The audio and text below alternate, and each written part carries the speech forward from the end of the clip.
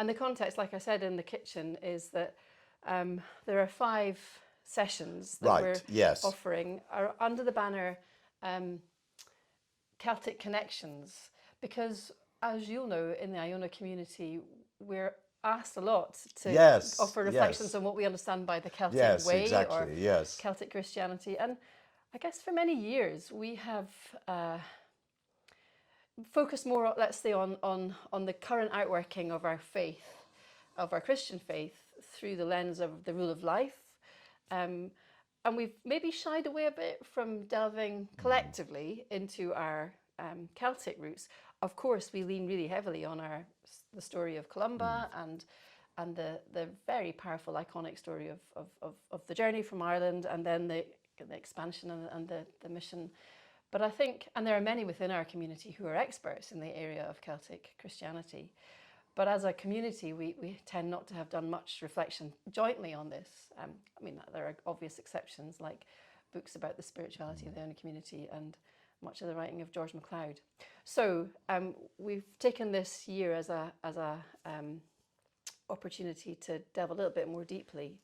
And this session is looking at Celtic Christianity, really. What do we actually know? So I've got a series of questions, and we will focus them on this wonderful book that I have been, as you'll see, I've Yes, been very good. annotating. Excellent. I thought I'd come and report due diligence, following the Celtic way. Great, yes. We'll come to that in a bit. But I wanted to begin just by reiterating what a privilege it is to be with you today. Here, actually, we're on Lindisfarne, holy Yes, island of yes. Lindisfarne, where you are leading a series of sessions. And I'd like to begin our conversation, before we get into the book, by asking you this. You know, you're known as a preacher, as a scholar, as a writer, as an academic in the whole field of Celtic Christianity. But what was it that led you, Ian, into this field? What is it that inspires you as an individual? What got me into it, I think, Ruth, was actually moving from England to Scotland in the mid-1980s. I mean, I grew up just about as far as you can be from the Celtic heartlands. I grew up in Kent, Okay. Jutish Kent. I was confirmed, actually, as it happens in the Church of England, in a church dedicated to St. Augustine, so the apostle to the Anglo-Saxons.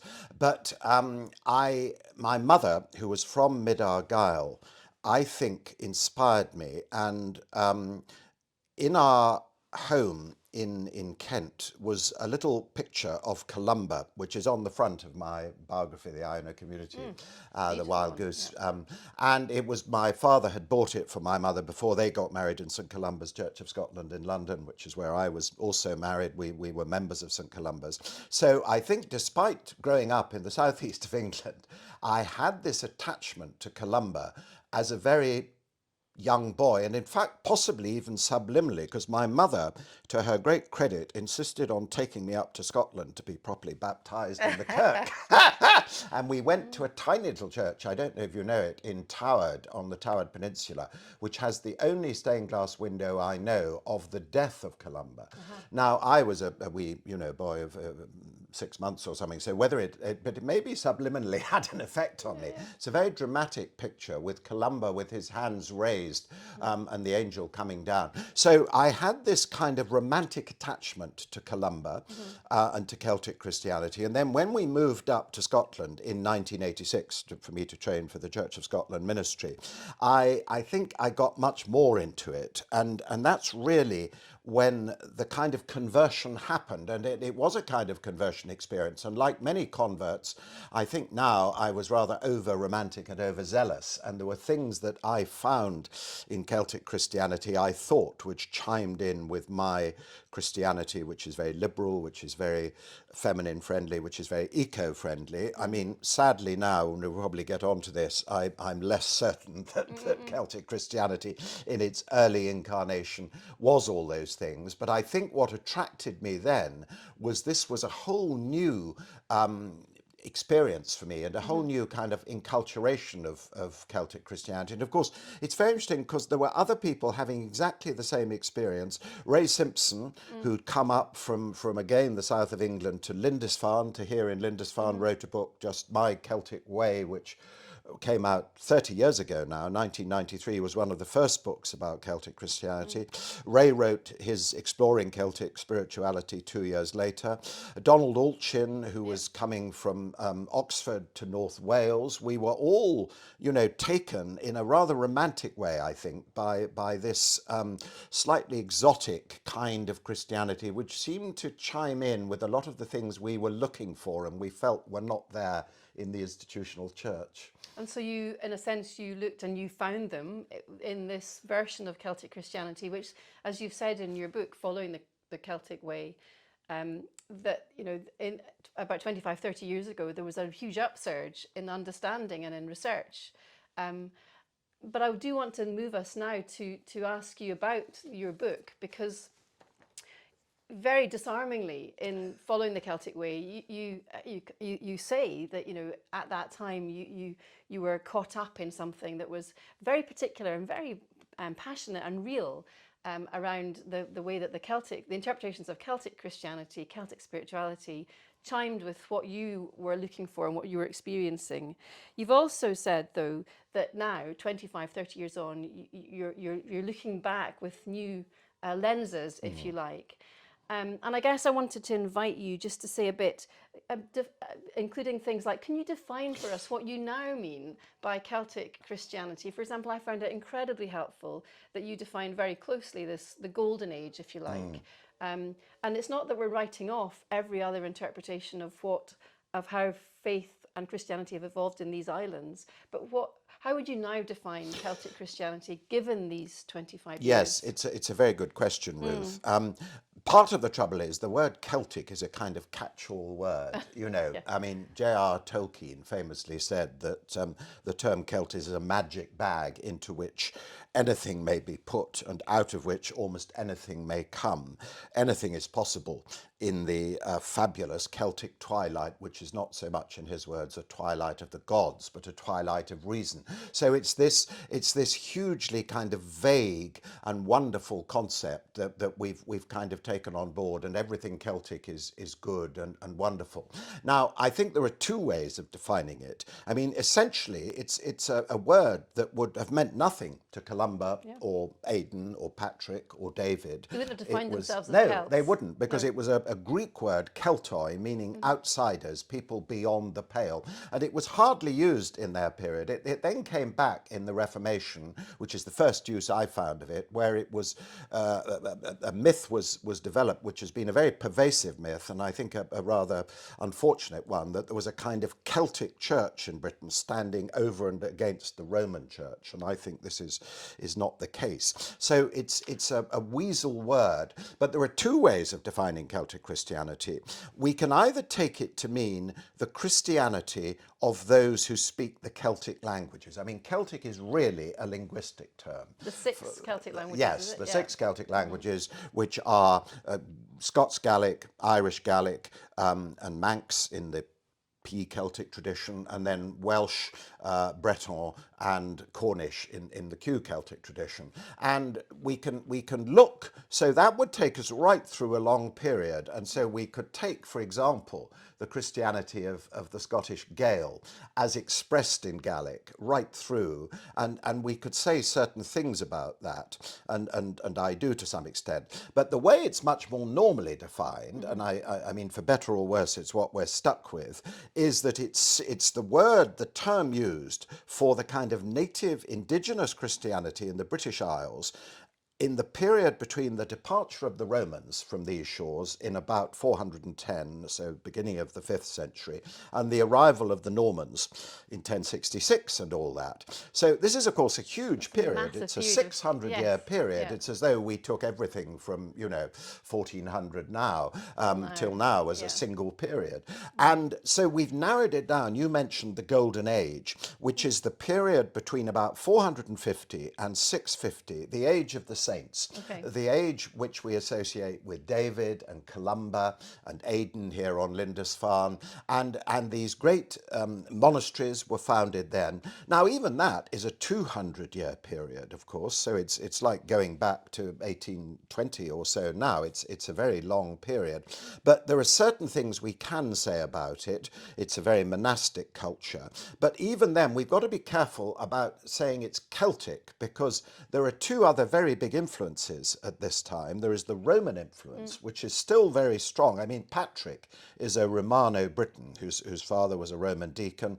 Ninian was of Roman origin. So the Roman influence on Christianity across the British Isles, not least in Scotland, particularly in the southwest of Scotland, is huge. So it's got that Roman influence. And then also, of course, it's got a huge Anglo-Saxon influence. I mean, where we are now on Lindisfarne is as much Anglo-Saxon as Celtic. And we've got figures like Hilda in Whitby, who's Anglo-Saxon. Cuthbert is really Anglo-Saxon. So, you know, the Anglo-Saxons have had rather a bad press. We tend to think of them as very dull and boring. But actually, they are, I think, as spiritual as the Celts. So I mean, we're stuck with it now, for better or worse. I think we're more accurate to talk about Irish Christianity or more specifically Columban Christianity or Northumbrian Christianity.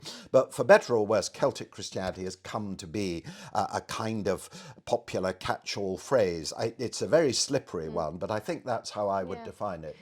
Yeah, I mean, and within that wonderful overview, you've revealed some very useful little hooks there. You know, I don't know if you use this word, but the artificial characterization or the dichotomy between the Celtic Christianity and Roman Christianity.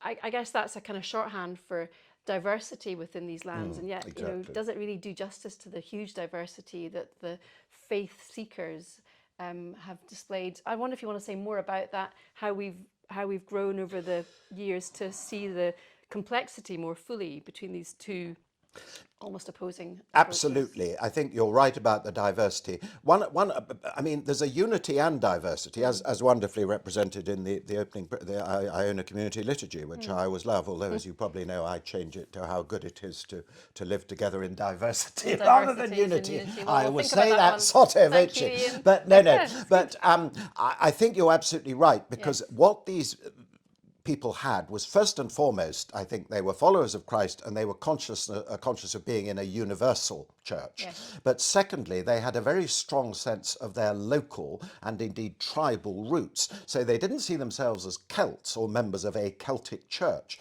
but they would be profoundly conscious of their familial, tribal, local identity.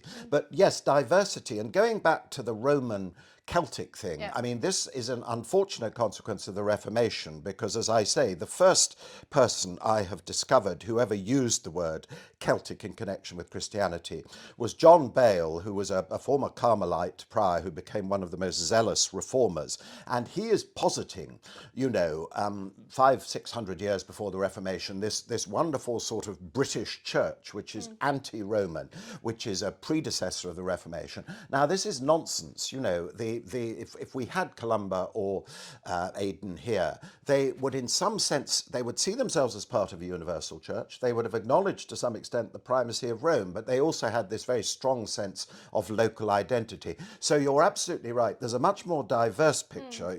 It's not these monolithic blocks. I mean, this is, of course, a pre-denominational age. We're not talking about people being in the Celtic church as they might be in the Church of Scotland or something. There's a universality, but also a wonderful diversity. And linguistically, I mean, you know, Columba had to learn, I mean, the Pictish, obviously, to preach outside Dalriada. I mean, we're talking about a complex series of languages and cultures. So it's a very diverse picture, yes. So, and the other fascinating little gem amongst many in your description was about, you know, your preference to talk about the Irish church or the Columban church. And I wonder if you want to say a bit more about the Columban church. And is this a segue into, you know, the wonderful array of words beginning with letter P Yes. in your book? I think 21 of them, 21, Ian, yes. that you very helpfully use as a way to describe how we kind of now today explore that thing that we call Celtic Celtic Christianity. And my other kind of sub question in there is that you'll know from your knowledge of the Iona community that our calling, our charism, our vocation is to follow Jesus into the way of contemplation and action. And we encourage and our members lead us into the world of the messy world of politics with a small p and a large p. In our world, we say we're following Jesus into the messy world of decision making, of power, of politics, and trying to transform the world through the lens of the gospel in all these spheres. And yet somehow politics doesn't occur. So just say a little bit more about the Columban Church. Yes, no, that's a very, very fair criticism, Well, Ruth. it's not so much a criticism, no, but a it's very just a fair point, curiosity. which I absolutely take on board. I mean, I will say in mitigation that, of course, the second edition of my book on Columba has him as politician, penitent and pilgrim. So with Columba, I absolutely recognise it. I mean, just on the P's, before we get on to the politics, Yes. I mean, I think I've got something about the letter P. Once when I was leading a week on Iona about this, the assembled company presented me at the end of the week with a packet of bird's eye frozen peas, which said it all. But I think a lot of the P's would have a kind of political resonance, for example, peacemaking, which I do talk about. do, yeah. But no, going back to the politics, you're absolutely right. And it should have been now. I'm not quite sure why it isn't. I mean, if we're talking about Columba or indeed Aden, here on Lindisfarne, we're talking about people who have an intimate involvement with power. They are both very close to the rulers. I mean, Columba, as we know, himself came from a noble family. If he hadn't become a monk, might well have become king of his tuath, his tribe, and possibly the High King of Ireland. Had a fascination with politics, may have got involved in dynastic politics. That may be why he had to leave Ireland. But he had a tremendous close relationship with the kings of Dalriada, and I and others think indeed he may have been invited over to Dalriada by the king. And Really, that he might have been yes, invited? yes. I mean, one of the theories about less romantic, sadly, than that he went, off as a pilgrim, is that he might well have been invited by the king of Dalriada, King Conall. Adavnan, the first thing Adavnan says about Columba when he gets to Dalriada, which of course is modern Argyll, and I think, and many historians think he probably crossed over to the Mull of Kintyre before he came to First, Iona, and then up. and may not have gone to Iona for several years. But Adavnan describes the very first thing that Columba did as meeting the king, either probably in Dunad, north of Kilmartin, or possibly one of the other strongholds. Some people even think it's Dunavity, right down on the tip of the Mull of Kintyre. And Columba had this very close relationship. I mean, as I say in the book, he saw. I mean, we're talking about a very anarchic, lawless society where there isn't really a rule of law, where tribal chieftains are fighting.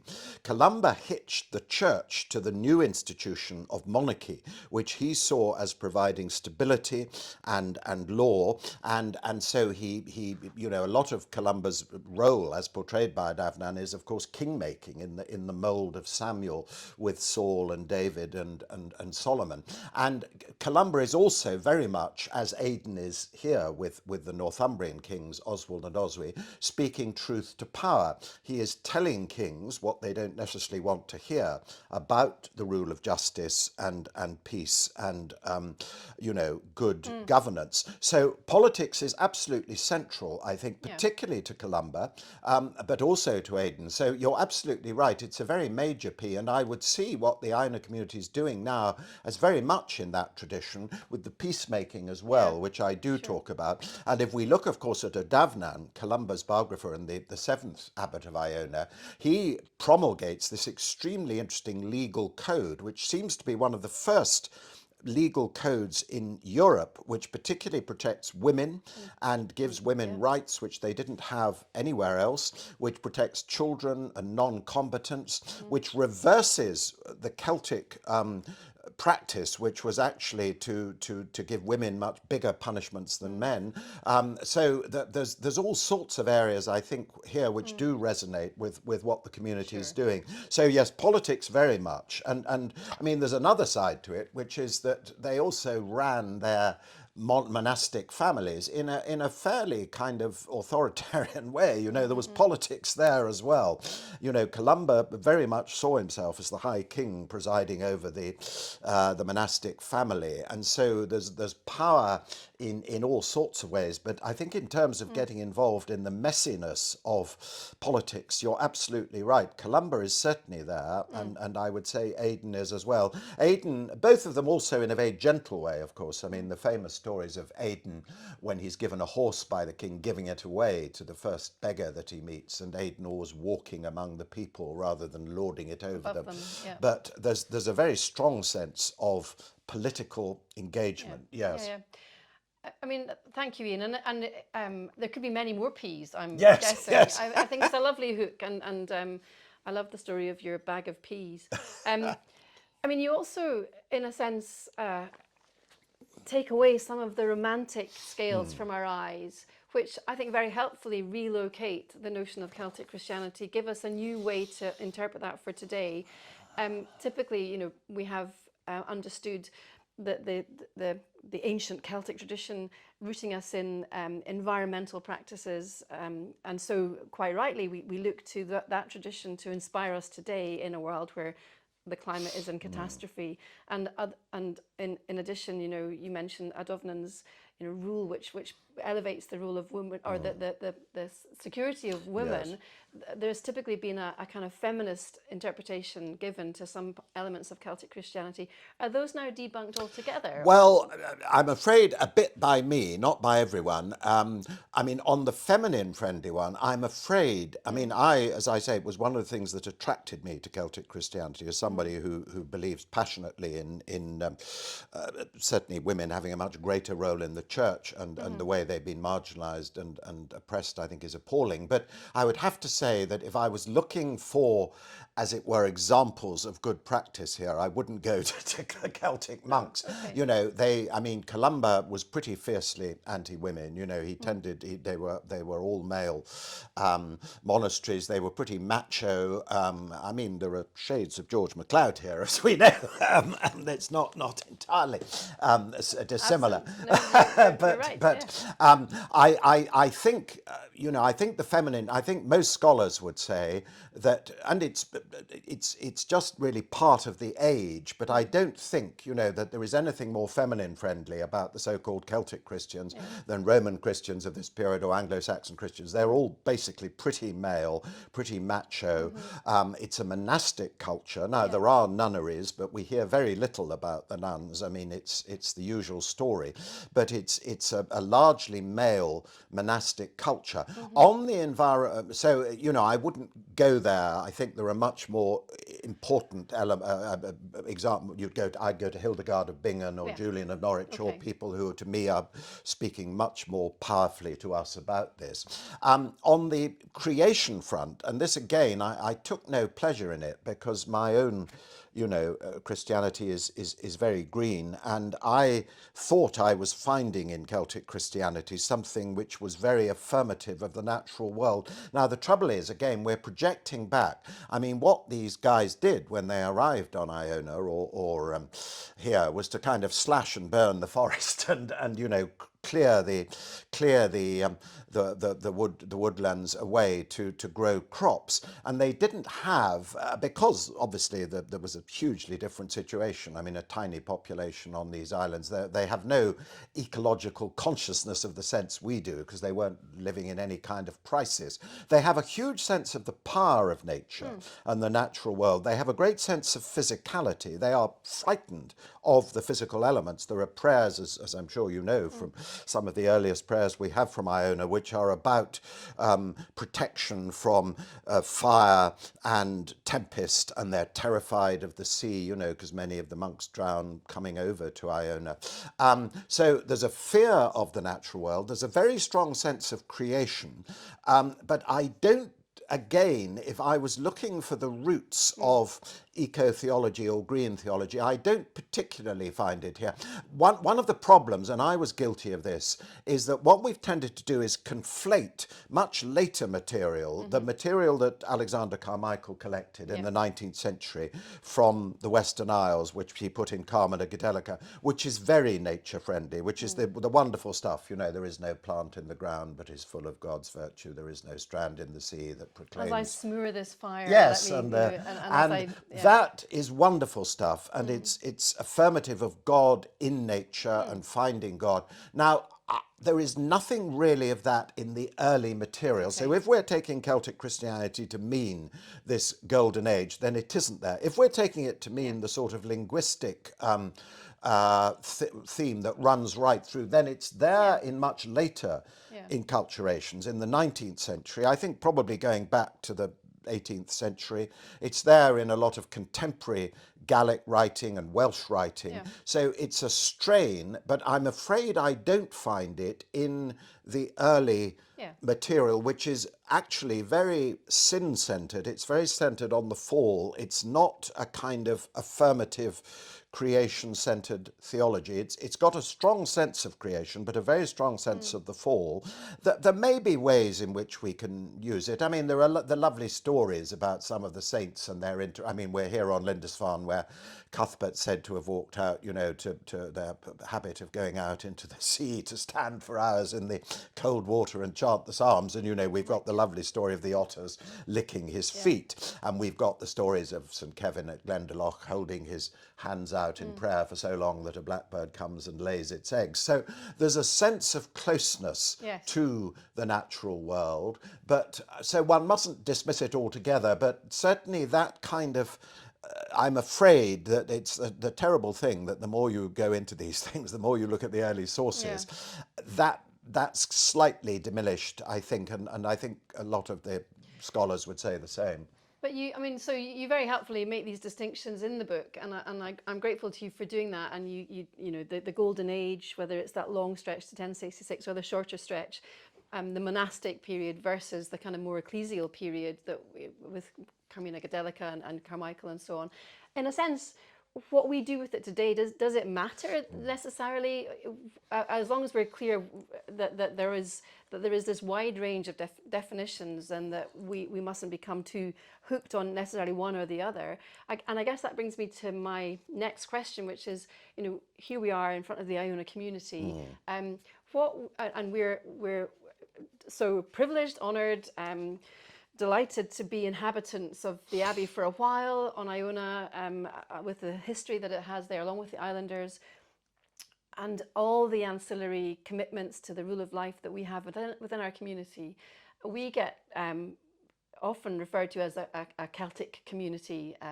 What would you say to us as the Iona community if we were to today embrace this notion of Celtic Christianity fully within our community? What 2 or 3 key threads might you offer to us to focus on for the next, as we look forward, rather than defining things from the past? That's a very good question, Ruth. And I mean, going right back to what you said at the beginning, I mean, I've always quite liked the fact that the Aina community is not a sort of self-consciously Celtic reconstruction operation, where I don't claim that for ourselves so no, much. And some of the other communities do. You know, it's more true of the Aidan and Hilda community, which I also have links with, or the Northumbria community, and I always quite like the fact. So, I mean, I don't think I would advocate that the Aina community goes into sort of, you know, Celtic reconstruction and tries, but I think on that I think there are themes. I mean, you've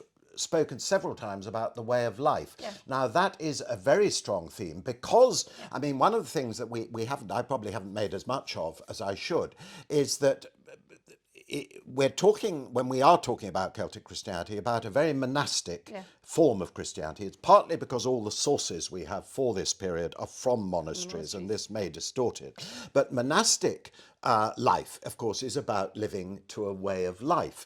And as we know, one of the ways that possibly the church is developing and actually growing now is in terms of new monasticism and new monastic communities, and the Aina community would be a very good example of this. So I think the sense of a way of life is actually something that I would say is right there in this tradition. You know, you can go back to Columba's rules, which are pretty powerful. I don't think we necessarily want to follow them. You know, the measure of your prayer should be until the tears come, and it's Well, very possibly it's very austere. Admirable. It's very admirable. Yeah. It's very ascetic. It's very penitential. And one of the things that I do pull out in my piece, which maybe, and I think the Aina community to me represents it, is, you know, we lay our broken world in sorrow at your feet, to quote that hymn.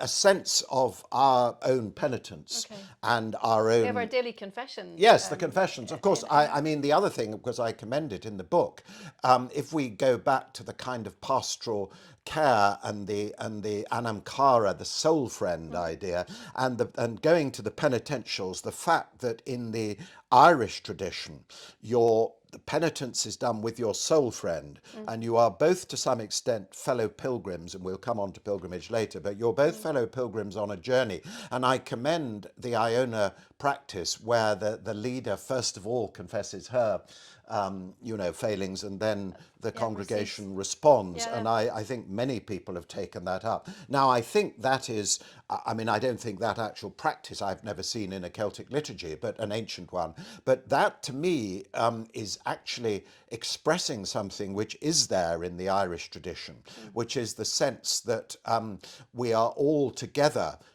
in this lives of penitence, of metanoia, of change, of repentance. So I think the way of life is crucial. The rule of life. And the rule of life. Sorry, the rule of life. Mm-hmm. Although perhaps also it is a way of life. Yes. And can I just say on that notion of the penitential, that of course the liturgies that we have in the Iona community have evolved over the years and have been drawn from many traditions and are not unique to the Iona community. No. And I wouldn't want for a minute to claim that we've designed these things uniquely.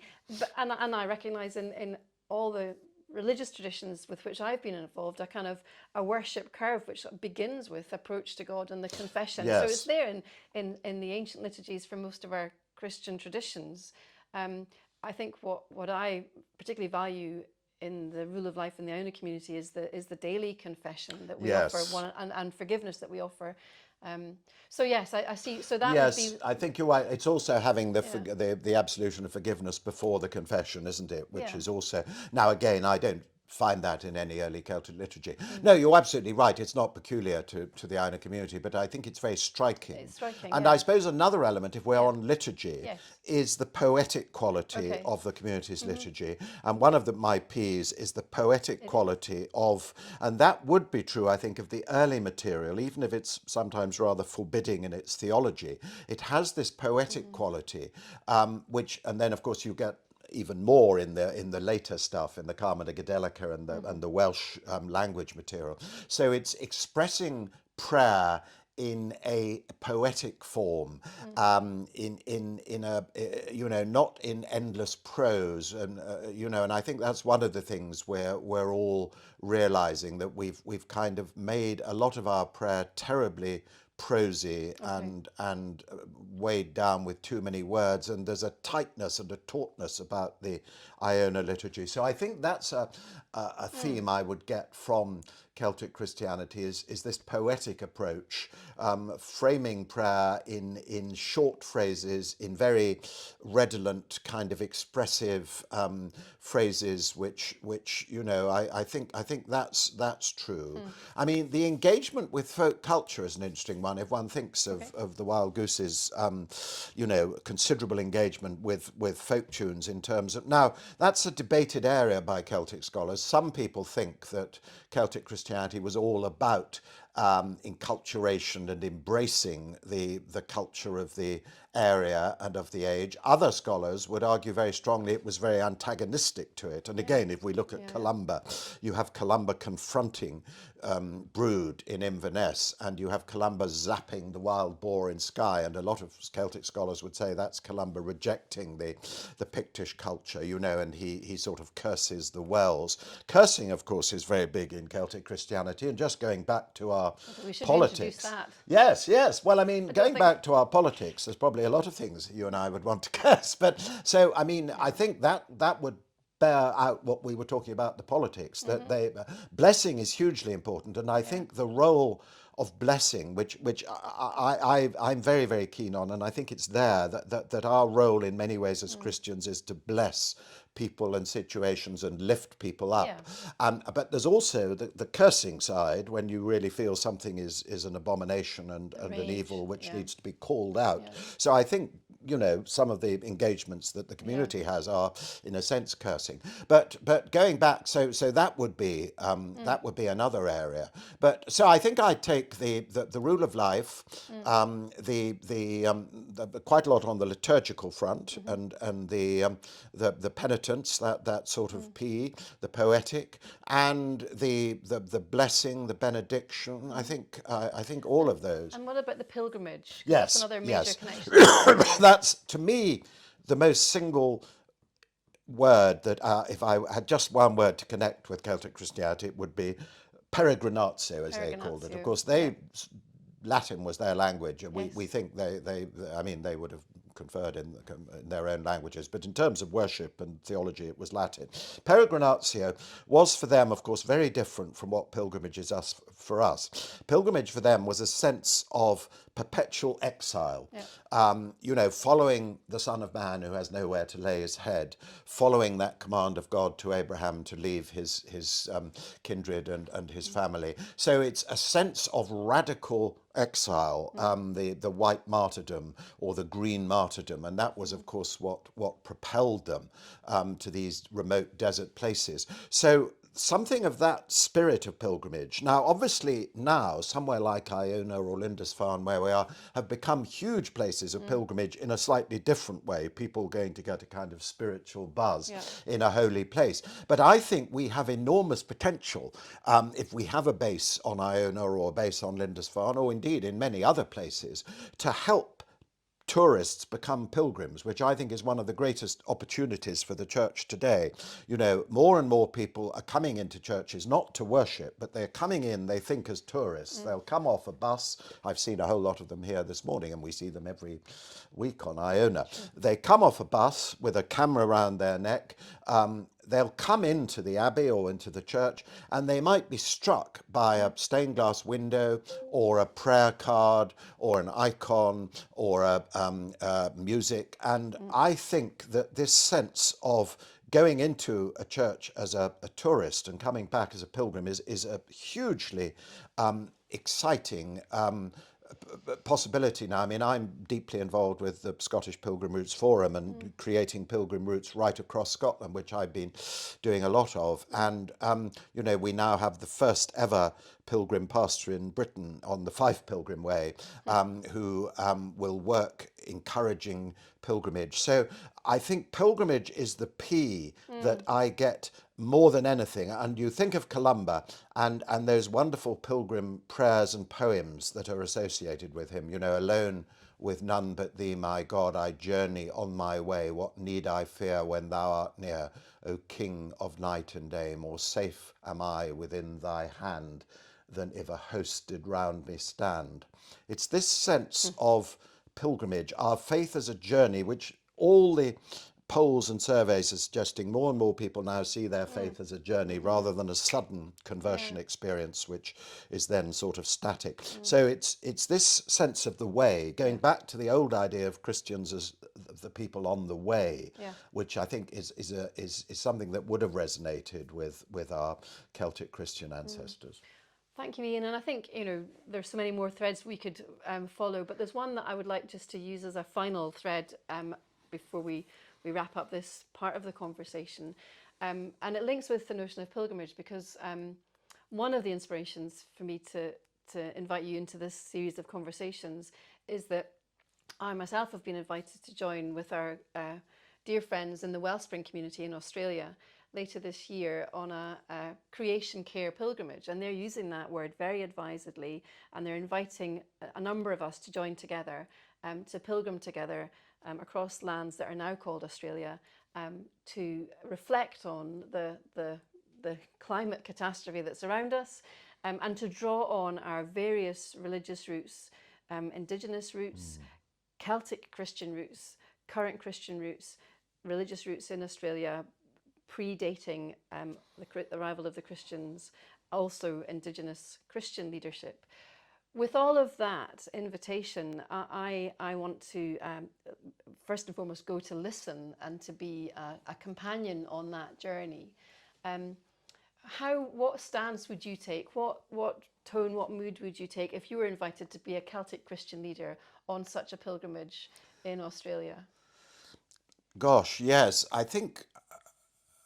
I mean, tread lightly on the earth. I mean, you mentioned the indigenous tradition, and I mean, I'm very conscious that both the indigenous Australian Aboriginal tradition and native Indian traditions have so much to offer here, don't they, in terms of their sense of our role vis-a-vis the rest of creation. I suppose my perspective, coming from my work on eco-theology and my book, God is Green, is that, you know, we have actually in the church and as Christians made some massive mistakes here, and we I think rightly often have a very bad image and reputation among environmentalists and those who have a real care for creation, because for three reasons really. We're accused of propagating, because of Genesis chapter 1, a notion of human dominion over the rest of creation, lording it over creation. Yeah. We're accused of having a very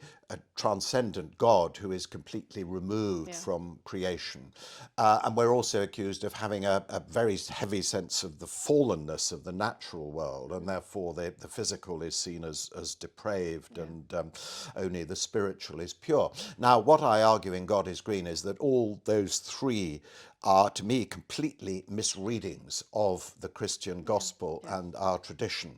It's not dominion we're called to have at all. It's a kind of the Hebrew word is really means a kind of benevolent, kingly rule, but even that is rather strong, or a kind of stewardship, but even that, I would say what we're called to is a companionship. I think so, yeah. That with that the resonates rest of creation, yes. With where the Iona Community's reflections are going, that stewardship even is too strong. No, stewardship's too strong, I think. It's companionship, and I would then come on to, look at the Psalms, where the wild goat is just as important as humans. When you see those wonderful catalogues, and for God, the cedars of Lebanon, or the wild goat up where no human is just as important. Look at Job, the book of Job, where humans are really cut down to size. Where were you when I created the world? So I think that for me, the Bible is actually all about our relatively lowly place. I mean, okay, we are in the image of God and we're created a little lower than the angels, but we are there as part of this wonderful diversity and fullness of creation. I would also, I think, take the point that Jesus actually often quotes the natural world as models for us to follow, the birds of the air, and the lilies of the field. That actually he's often, this grain of mustard seed, he's often taking examples from the natural world as to ones that we should follow. And I make a lot of Jesus being among the wild beasts when he's facing temptation and they don't harm him. He walks on the water, he communes with nature in that sense. He stills the storm. He's often walking by the lakeside. He's often walking up into the mountains. There's the sense of the cosmic Christ. And of course, we can relate the cross in a sense as the tree on which he is crucified is also that tree, possibly right back to the Garden of Eden. Is the Garden of Eden actually not at the beginning of the story, but at the end of the story? Is that what we are moving to? We are a groaning creation, as Paul says, in travail. So I think there are all sorts of theological resonances. The notion that God so loved the world that he gave his only begotten Son, not God loved humanity just, but the cosmos, the Greek word cosmos, the whole world, the sacramental sense that we are part of this wonderful creation. So I think one would take all this, but I suppose I would also go, and exactly what you said, listening, because I think what we haven't done enough of as Christians is to listen to other voices, both from within our own tradition, particularly the voices of those who have been often silenced and marginalized, but also those out with our tradition. And I would have to say that I think a lot of voices from indigenous faiths and peoples and from other faiths have, I've found have really spoken to me very powerfully. So I think I would go to listen and with a sense of humility. I mean, going back to the Celtic idea, I mean, the sense of humility is very strong. It's not a P, and I don't know what the nearest P is, but humility, living close to the earth, humus, and it's wonderful if you're going on a walking pilgrimage in Australia, because it's that sense of walking close to the earth with others and listening to them, I think is what I would hope to do. I mean, I talk far too much, and I think listening is very important. Yeah, well, we'll do lots of that. I think yarning circles is what they call them. Thank you so much, Ian. You've led us on an amazing pilgrimage, even in these short 40 minutes together. And we'll have a chance to speak with you more when you come onto the screen with us later in the year. So formally, let's close it off there. I am going to ask you one last question. Fine. But can you debunk the myth about the wild goose? Oh, the wild goose, gosh. What can you say to us about the wild goose? Is there any truth get in your this? dad onto that, I'd have thought. He would have. Well, gosh. Is it a Celtic image for the Holy Spirit? Where does that come from? Did George MacLeod make I think it up? George MacLeod probably made it up, but I wouldn't want to be quoted on that. Do I say anything about it in the book? I don't actually know. I can't remember. I think I would say it's hard to find much before George.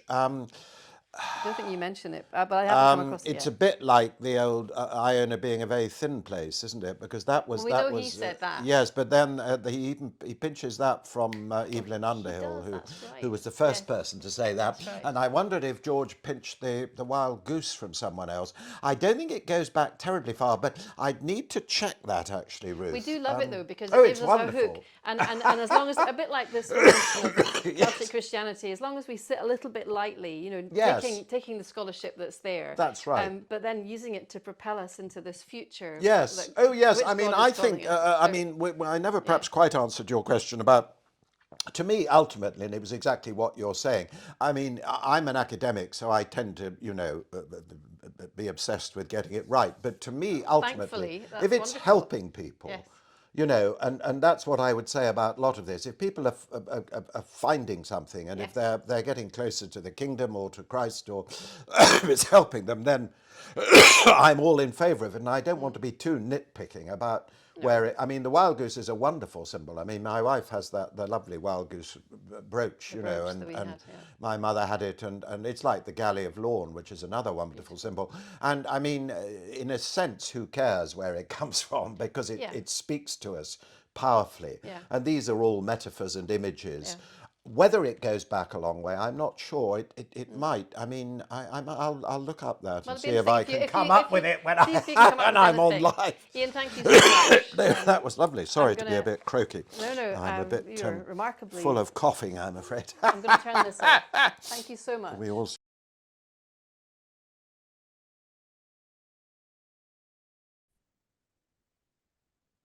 So welcome back, friends. We have about just over 20 minutes left, and I'm going to really invite. So I'm going to invite Ian up to the front. I'm going to spotlight myself and Ian, and then what I'm going to do is also invite anybody to join us. If you have a question or a comment to share, or a specific question to Ian, now is your chance. So either raise your hand electronically, and that's the best way because I can't quite see all the screens. Does anybody have anything they'd like to offer by way of comment or question to Ian? If you want to speak, just unmute yourself. Here we go. Christopher Hall. I'm going to bring you. McLeod's got one on Christopher Hall. Yeah. There we go. Let's just start with Christopher and companion. I wanted to ask Ian, after what you said about less of a conflict between the Roman and the Celtic, what happened at the Synod of Whitby? To what extent was the sort of the human dominant strain in Christianity overcoming the creation-centered strain? What I would say about that, Christopher, is I think we've hugely misread the Synod of Whitby and hugely overemphasized its importance. As you know, the only source we have for the Synod of Whitby is the Venerable Bede, who is, of course, in a sense, on the Roman side, but like many on the winning side, romanticizes the losing side. And of course, Bede portrays this as a kind of set-piece debate between two different styles of Christianity. And you know, in some senses, I think most historians would now say it's a relatively unimportant meeting. It's really to sort out liturgical usage in the Northumbrian court, because you know, the king has come from the Irish tradition, his wife has come from the Kentish Anglo-Saxon tradition, and it's about the date for celebrating Easter, possibly the tonsure, but not much else. And because Bede writes about it in such dramatic terms, it's become this huge kind of set-piece debate between two different kinds of approach to Christianity. And as you said, you know, the image we all have is this kind of authoritarian Roman institutional religion against the slightly anarchic, rather gentle Celtic. I don't think this was true at all. And I think most historians would say now that actually it's unfortunate that because of Bede, we've seen it all through Bede's eyes. It's been made to be much more important than it was. You know, a book like Shirley Toulson's The Celtic Alternative argues that if the Synod of Whitby had gone the other way, you know, the whole of British Christianity would have been much more creation friendly and feminine friendly. I think this is nonsense. So I would say that I think it's overemphasized in importance because of Bede, and actually it wasn't that significant. Yes, in Northumbria it meant a victory for certain ways of doing things which were Roman in some senses. They come up from the Augustine's Anglo-Saxon mission rather than from Columba and Iona, but I think we've over-exaggerated it, really. Thank you.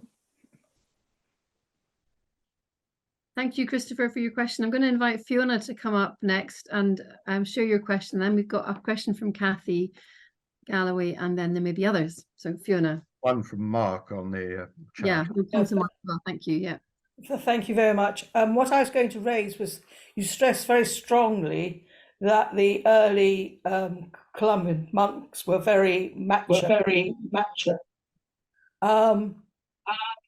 When I was in Iona last year, not this year, last year, Rosemary Powell gave us a very interesting talk on the history of the nunnery on Iona, which she claims from her research was actually founded before the abbey. Founded before the Benedictine abbey. Well, it's about the same time, isn't it? I mean, I haven't got the... Yeah, well, it was sort of quite significant, I think, in the fact that the nunnery was there first and therefore had influence on the founding of the Benedictine abbey. I'm not quite sure about that. I think they're... But that doesn't, of course, affect Columba being macho. No, but I realise that. We're talking about something that's happening, you know, hundreds and hundreds of years after Columba. We need to be very careful we don't conflate the founding of the Benedictine monastery and the nunnery with what was going on in Columba's time. I mean, I know Rosemary and I know her work, but I think without having the sources here, I'm not entirely sure I'd agree with her, although it's possible it was just before. But I mean, sorry, the point being what point are you trying to... I think it was interesting at that stage in the process that the nunnery was there first, and you know, women were therefore, in a sense, given perhaps a greater significance. I don't know. Yes, one nice thought. I would hope so. Although I think one would have to say the evidence, and I think Rosemary would agree with this, the Benedictine monks were not over friendly to the nunnery, and as we know, I'm sure they weren't. no, you know, the nuns were always very much kept under. So I'm not sure I'd entirely go along with the idea. I mean, possibly, although I would be uneasy about it, possibly chronologically it might have come just before, although I don't think it did. But I think the fact remains that the nuns were always in a very kind of subjugated and you know, almost ignored, and as we know, they were almost written out of the story. So I mean, I would hope you were right there, but I'm not really sure that it's a great example of women being given priority myself. Thank you, Fiona. We'll move on, but I know that Rosemary Power is going to be at the North East Scotland gathering on the 23rd of September, I think, or there's going to be at least another conversation. Maybe, I'm not sure if Rosemary. Is that the one I'm doing in Dundee? Yes. Ian's going to be there, that one. So we can maybe pick up the conversation again. Pick it up there, yes. No, I'd be delighted. If, Well, she felt very strongly about this.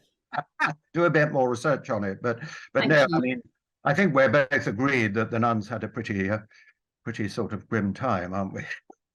Brilliant. Listen, thank you so much. We will come back to that, but there's no doubt that the role of women needs a bit further in all fronts, needs more work. I'm going to bring Kathy up now, and Kathy, we can join us. Let me just spotlight Kathy so we can have you on the screen. Kathy, you had a question for Ian. Yes, thank you, Ian, and I greatly appreciated your talk and your reflections, and the way that they've changed, in since I first read your and heard you, and particularly I liked what you were saying about what the idea of Celtic Christianity has to offer people today, because one of the things that I have always been a bit wary about, and perhaps even more so today, is the difference between what we talk of as Celtic Christianity and Celtic history, culture, linguistics, but what is essentially historical. And sometimes it feels to me that there's a much too easy conflating of the two of them, and the almost total failure to recognise that the majority of people in Scotland are not Celts, or if they are, and they're as likely, or probably more likely, to have Norse ancestry, ancient Britain ancestry, Northumbrian, Pictish, and in fact the Scots who came from Ireland were a relatively small and obviously very important group of people. But I think one of the things that worries me about Celtic Christianity is that it can end up being a kind of form of cultural appropriation. I think that's a very good point, Kathy. I'd absolutely agree with you, and also in some sense, possibly a bit, well, not nationalistic, but kind of blood and soil and everything. Yes, I mean, when you mentioned the Picts, a lot, as you say, I often, when I'm talking about it, have people saying, what about the Picts? And they are, in a sense, the great unknown element, aren't they, in the makeup of Scotland? And we know nothing really about Pictish Christianity. I mean, a lot of it came in through the Irish. I mean, it's why I think Irish Christianity is probably a better word. Yes, I would agree very much. Avoid some of that cultural appropriation. But I think you're absolutely right, because I think Celtic Christianity, you're absolutely right, has been taken over by a lot of people who are not Celts in any kind of ethnic sense. And of course, this was the point that Donald Meek would always make to me. Donald Meek, native of from the island of Tiree, generations back, Gaelic speaking, and here were people like me and others coming in talking about Celtic Christianity. And we had very, very lively debates about it when we were both teaching in Aberdeen in the 90s. So I think you're absolutely right that it's a term that is dangerous in some ways. I would agree with you. I think we're stuck with it. And that was what I was saying at the beginning of the talk with Kathy, really. I think you're absolutely right. It's in many ways, if we were starting now, I think we wouldn't use it because it's not a very helpful term. And we're talking, as you say, about a hugely diverse group, ethnically, culturally, in linguistically, when we're talking about Scotland, and talking about Celtic is dangerous. It of course, I mean, it has other resonances which may be positive in that it links with Ireland and with Wales and with and you know there are all sorts of issues there about margin. It's modern Christianity. Yes. It's a form of modern Christianity, which exactly, draws on some antecedents and some, you know, very important history, but it's not the same as the history. No, absolutely. No, I think you're absolutely right. I think you're quite right to label it as a form of modern Christianity. It's a very good definition, actually. Yeah. Yes, thanks. No, that's very good. Thank you, but I loved the lecture. Thank you. It was great. Thank you. And we will be sharing that the recording of it more widely, so you can listen back because there was an awful lot in there. And I would really recommend the book Following the Celtic Way. Thank you for that question, Kathy, and that conversation. Mark Ingalls, I think, Mark, you have a question. Would you like to come and share that with folks on the screen? Just a quick question, really.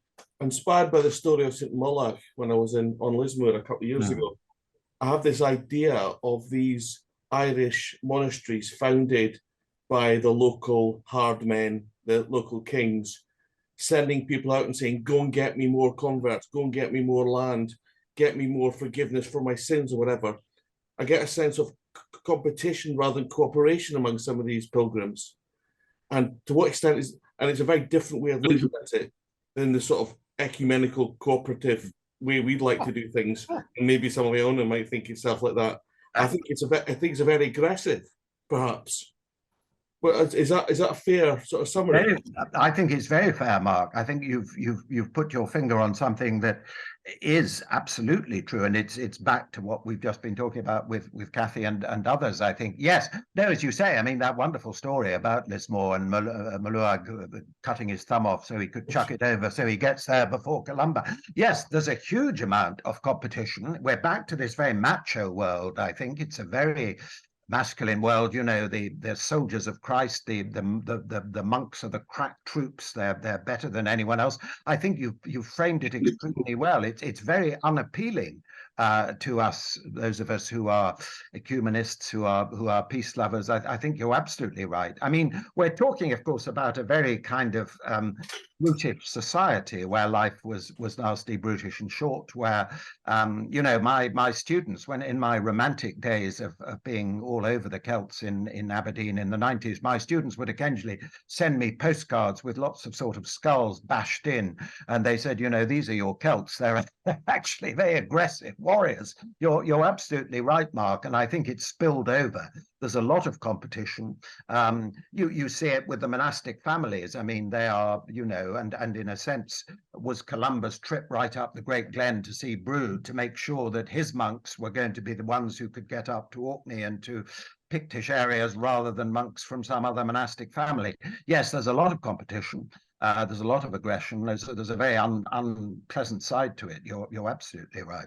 I do wonder how many of them were soldiers like Columba, how many of them were trained with axe and spear, rather than in the seminaries of today. I think many of them would be really hard men, I think. I think a fair number. Yep. Absolutely. Yeah. But we're talking about a tribal society dominated by warlords. You know, it's not a nice kind of peaceful atmosphere they're working in. So I think they would have said you have to. But I mean, lots of military rhetoric. You know, lots of. I mean, we think of the breastplate players and the lorica. They would have, you know, made a great deal of the armor of the breastplate of faith and the armor of righteousness and military imagery in Paul's epistles and everything. Yes. No, I think you're absolutely right. Not something we probably want to particularly resurrect now, but you're absolutely right. Very salutary to be reminded of all the blood and the guts and the nasty, brutish and short approach to life. I think, Brigitte, did you have a question that will bring you up onto the screen and you can... Yes, Brigitte, here. Mark, goodbye to Mark. I just want to thank you for using the word diversity again. I was sitting beside you in Iona Abbey, and you pointed out before worship starting, I am doing diversity instead of what is there, instead of unity.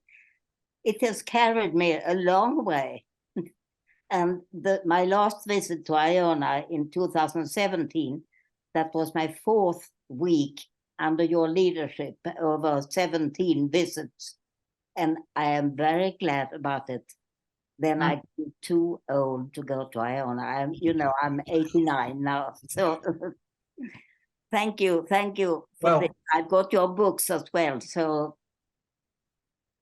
no, thank you very much, Brigitte. No, it's wonderful to see you, and I have very happy memories of all our times together on Iona. And yes, diversity, I'm afraid, as I say, very heretically, I still do sotto voce say how good it is to live together in diversity rather than unity, because I believe that's what we're called to by God, to live in diversity. I mean, unity in diversity or diversity in unity. But no, thank you for reminding me of that, and I'm glad that it struck a chord with you. It'd probably get me drummed out of the community, but I'm afraid I always... It would be very hard put to do that, Ian. But thank you very much, Brigitte, and I hope, never say never. I hope you can come back to Iona sometime.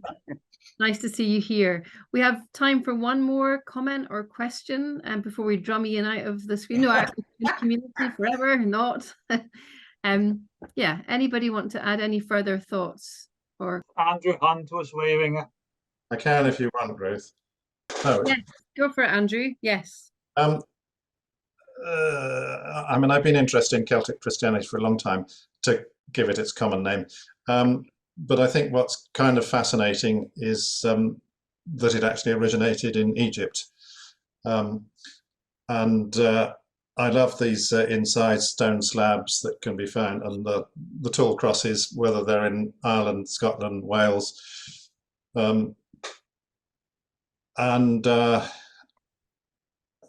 If you look at, for instance, Rowan Williams' Silence and Honeycakes, or Martin Laird, Into the Silent Land, it's all about facing up to ourselves.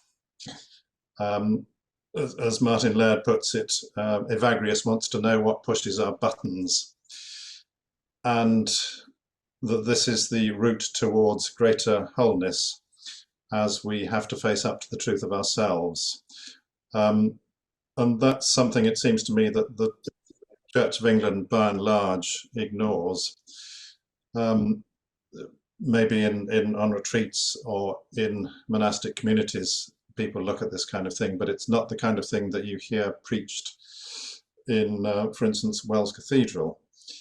And it seems to me it's hugely important, because as we all know, contemplation leads to action, or should lead to action. But if it's entirely skewed by unconscious stuff that is lurking there, as somebody said, first take the beam from your own eye before removing the speck of dust from your neighbour's. And I just think that that tradition, which, as far as I can gather, began in Syria and Egypt, and travelled along the trade routes first to Ireland and then spread around Scotland and the rest of the British Isles, is hugely important. Yes, thank you, Andrew. I would agree that the desert tradition, as you say, the desert fathers and mothers of Syria and Egypt are a very, very clear influence on so-called Celtic Christianity. That withdrawal from the world, the withdrawal into self, as you say, I think I'd relate it back to what we talked a little bit about penitence. And I mean, it was one of the things that I realized I didn't make nearly enough of when I first as it were, fell in love with Celtic Christianity was the penitential aspect of it, which, as you say, is really examining yourself, and of course, a very strong consciousness of sin. And you look at Patrick's confession, one of the very few documents we can be sure about actually coming from the so-called Golden Age. How does it begin? I, Patrick, the least of men, the greatest of sinners. So I think you're right to pull out of the tradition, which coming from the desert tradition, this sense of penitence. We need to be careful, because I would be worried about overdoing. I mean, to me, they're a bit too hung up on sin, but that may be just me. I probably ought to be more hung up on sin. But I take the point that you're making, that contemplation, going within ourselves, stepping back, is crucial, and it goes back to what you were saying at the beginning, Ruth, about the Aina community being about contemplation leading to action, and I think there is perhaps something there. So I'd very much endorse everything you're saying. It's perhaps right at the end we shouldn't be harping too much about sin, but maybe we should. I don't know. Well, we come back to the morning worship on Iona Abbey every single morning is all about the confession and then the receiving of that forgiveness. So it's not too bad as long as we don't remain there. Yes. Thank you, Andrew, for your comment. I think we will now draw this to a close with just referencing again. Mark has asked if Ian has seen the Pictish standing stone at the parish church in Ing with the 9th century communion and monks. So I'm sure we can leave that question for Ian to consider. Well, I give my thanks to Ian for being with us on site here in Zoom, and also on site at Lindisfarne. It is just such a wonderful thing to have you with us in community, and to have your scholarship and your great humility, not least that humility that you showed in your Following the Celtic Way, the book, which you have rewritten effectively to give us fresh insights. I will certainly be taking those with me as I travel onwards, and I know many others here on the screen will. Just a word to say, a practical word, that the next session in this series will actually be framed as the Iona Community Lecture for 2023, and it'll be hosted by myself along with Brooke Prentice and Lisa Riley, both members of the Wellspring community, who, along with Nick Austin, will be travelling with me. We'll be travelling with them really across these lands now called Australia, starting in Perth, Boorloo, and then ending over on the East Coast in Brisbane.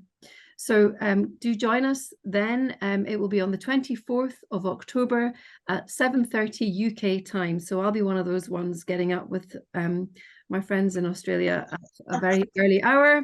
So please check what time that will be for you, local time, and we will record it. So if you can't make it, then we will record that. So that's 24th of October at 19:30 UK time, and you can register online at the Iona Community website. Iona Learn is the Iona Learn page.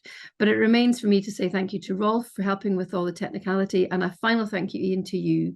We're very grateful for all your provoking and preaching and praising and any other P that you can possibly imagine. That's preaching. And I'm very sorry that we haven't got a bag of peas to give you, but next time I see you, that will be my gift to you. Ian, thank you so much. Thanks very much, Ruth. Safe travels to Australia. Yeah. Thank you very much, Ian. Thank you, Ruth. Thank you. Bye. Lovely.